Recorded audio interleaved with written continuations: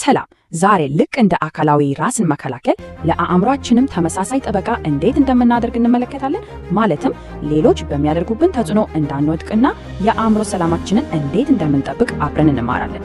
እስኪ ይህን ምስል ለአንድ አፍታ እንመልከተው። በህይወታችን ውስጥ ውሳኔዎችን ስንወስን ክሩን የምንጎትተው እኛው ራሳችንን ወይስ ከጀርባ ሆኖ የሚቆጣጠሩን ሌሎች ስውር እጆች አሉ? በእርግጥም ከባድ ጥያቄ ነው። የዛሬው ውይይታችንም የሚጀምረው ከዚሁ ነው። ይሄ ስሜት ሁላችንንም አጋጥሞን ያውቃል። ከአንድ ሰው ጋር አውርተን ስንጨርስ የሆነ ግራ መጋባብ፣ ምናልባትም ትንሽ የጥፋተኝነት ስሜት ውስጣችንን ይበላዋል።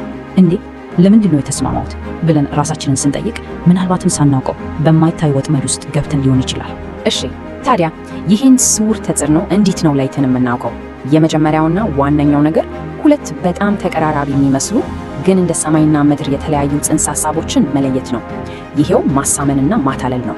ያው ተጽዕኖ በራሱ ጥሩም መጥፎም አይደለም። ልክ እንደ ቢላዋ አስቡት። ምግብ ለመክተፍም ሊጠቅም ይችላል፣ ለመጉዳቱም ሊውል ይችላል። ዋናው ቁም ነገር ያለው መሳሪያውን በያዘው ሰው እጅ እና ከጀርባው ባለው ሐሳብ ወይም ዓላማ ላይ ነው። ልዩነቱን በደንብ ለመረዳት ሶስት ወሳኝ ነጥቦችን ነው ማየት ያለብን። የመጀመሪያው ሐሳቡ ነው፣ ሁለተኛው ታማኝነቱ ሲሆን ሶስተኛው ደግሞ ከድርጊቱ የሚገኘው ጥቅም ማንን ነው የሚጠቅመው የሚለው ነው። እዚህ ላይ ልዩነቱ በጣም ግልጽ ነው። ማሳመን በቅን ልቦና የሚደረግና ለሁለቱም ወገን አሸናፊነት የሚያመጣ ነው። አታላይነት ወይም ማኒፑሌሽን ግን በፍጹም እንደዛ አይደለም። በሱር አጀንዳ እና በራስ ወዳድነት ላይ ነው የተመሰረተው። በቃ አንድ ወገን ሲያተርፍ ሌላኛው ወገን መጎዳቱ አይቀርም። ልክ እዚህ ሚዛን ላይ እንደምናየው ማለት ነው። የድርጊቱ ሐሳብ፣ የታማኝነቱ መጠንና የመጨረሻ ውጤት ሚዛኑን ወይ ወደ በጎ ማሰመን አሊያም ወደ ጎጂ ማታለል ያካትለዋል። እሺ ማታለል ምን እንደሆነ አሁን ሐሳቡ ገብቶናል።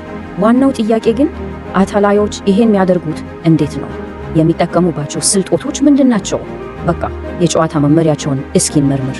ይሄ የአእምሮ ካርታ የአታላዮችን የተለመዱ ስልቶች ነው የሚያሳየው። በሰው ላይ የጥፋተኝነት ስሜት ከመፍጠር አንስቶ ራስን እንደ ተበዳይ አድርጎ እስከ ማቅረብ ድረስ በጣም ብዙ መንገዶች አሏቸው። ግን ሁሉም ስልቶች አንድ የጋራ ግብ አላቸው። እሱ ምንድን ነው? እኛን መቆጣጠር። በጣም መጠንቀቅ ያለብን 4 ቀይ ባንዲራዎች አሉ። አንደኛ እውነተኛ ሐሳባቸውን ይደብቃሉ። ሁለተኛ የተጎዱ መሰለው የጥፋተኝነት ስሜት እንዲሰማን ያደርጋሉ። ሶስተኛ ትናንሽ የሚመስሉ ውሳኔዎቻችንን ሳይቀር ለመቆጣጠር ይሞክራሉ። አራተኛ እና የመጨረሻው ለስህተታቸው በፍጹም ኃላፊነት አይወስዱም። ሁሌም ሌላ ሰው ላይ ያሳብባሉ። ከነዚህ ምልክቶች አንዱን እንኳን ካየን ወዲያውኑ መጠንቀቅ አለብን።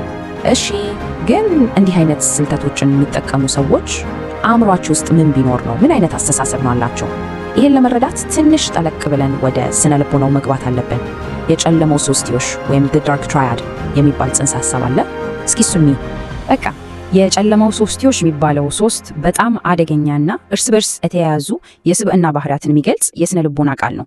እነሱም ናርሲሲዝም፣ ማኪያቬሊያኒዝም እና ሳይኮፓቲ ናቸው። እነዚህ ሶስቱ ባህሪያት በአንድ ሰው ላይ ሲሰባሰቡ ያ ሰው ሌሎችን ለማታለል በጣም የተጋለጠ ይሆናል። በጣም በቀላሉ ስናያቸው ናርሲሲዝም ማለት እኔ ከሁሉም እበልጣለሁ የሚል ከልክ ያለፈ ራስ ወዳድነት እና የሌሎችን ስሜት ደንታ አለማድረግ ነው።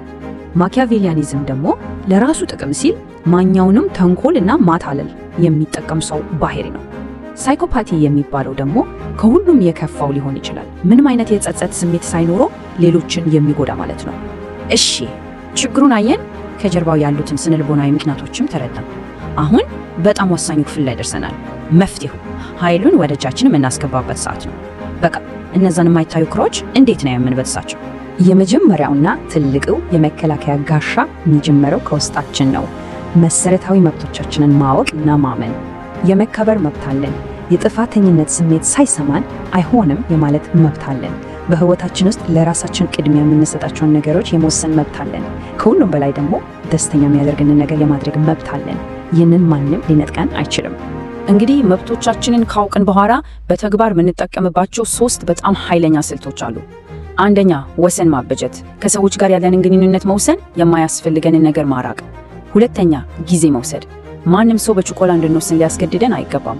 ሶስተኛ የህይወት ዓላማ አይኖረን፣ የራሳችን ግብና ዓላማ ሲኖረን በሌሎች ሰዎች አጀንዳ በቀላሉ አንናወጥ።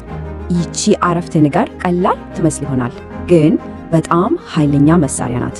ስለ ጉዳዩ ለማሰብ ጊዜ እፈልጋለሁ። በቃ ይሄንን ስንል የአታላዮችን ትልቁን መሳሪያ ማለትም የጊዜ ጫና ሙሉ በሙሉ እናከሸፍባቸዋለን። ህይወት ልክ እንደ ቺዝ ጨዋታ ናት፣ በተለይ ከአእምሮ ጋር የተያያዙ ጉዳዮች። በዚህ ጨዋታ ውስጥ ደግሞ እውቀት ኃይላችን ነው።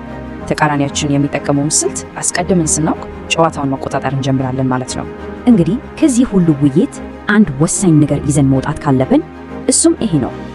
ከሁሉም በላይ ትልቁ መከላከያችን ንቃተ ህሊና ወይም አዌርነስ ነው። አንድን የማታለል ተግባር ለይተን ባወቅነው ቅጽበት ኃይሉን ሙሉ በሙሉ እናሳጣዋለን። እናም የሁሉ ነገር ወደ አንድ የመጨረሻ ጥያቄ ይወስደናል። ይህንን ዕውቀት ከያዝን በኋላ እስኪ ቆም ብለን እናስብ። በየዕለት ህይወታችን ውስጥ እነዚያን ማይታዩ ክሮች የጎተቱ ያሉት እነማን ሊሆኑ ይችላሉ? የዛሬው ትንታኔ የአእምሮ ራስን የመከላከል ጥበብን ለመገንዘብ እንደረዳችሁ ተስፋ እናደርጋለን። ይህን የመሰሉ ትንታኔዎች ጠቃሚ ሆኖ ካገኛችኋቸው ቻናሉን ሰብስክራይብ በማድረግና ቪዲዮውን ላይክ በማድረግ ድጋፋችሁን እንድታሳዩን እንጋብዛለን። ስለተከታተላችሁ ከልብ እናመሰግናለን።